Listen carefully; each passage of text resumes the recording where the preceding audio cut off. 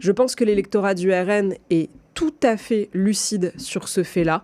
Quand on regarde d'ailleurs les sondages, ils sont beaucoup moins, mais de très loin, beaucoup moins socialistes que leurs cadres et que leurs représentants.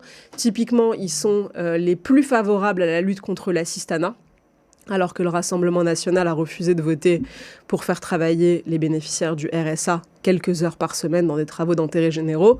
Ce n'était pas le bagne, ce qui était demandé.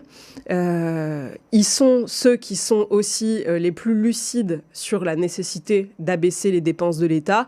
Donc sincèrement, je pense que mon discours, typiquement, est totalement en phase avec les aspirations et les attentes des électeurs du Rassemblement national.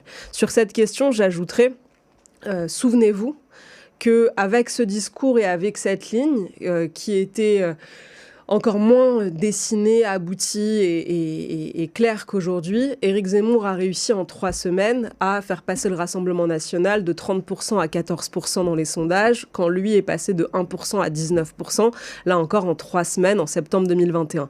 Donc c'est bien la preuve qu'il y a une attente majeure dans l'électorat du RN.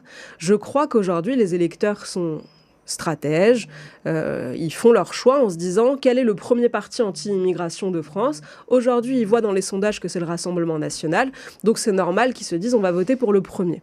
Mais je disais tout à l'heure qu'il fallait être extrêmement lucide sur le fait que, 1, les électeurs n'appartiennent à personne, 2, ça va très très très vite en politique, et tous ceux qui pensent être propriétaires des voix qui sont les leurs sont amenés à vivre d'amères déceptions.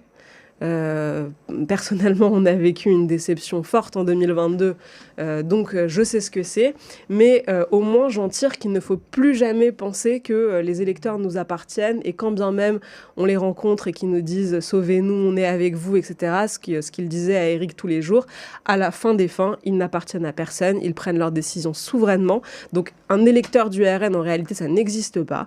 Vous avez en France des électeurs patriotes qui veulent arrêter l'immigration, qui veulent que leur pays se relève. Ils sont prêts à voter demain, et ça, j'en suis certaine, pour toute alternative crédible qui leur donne une chance d'arriver à la victoire.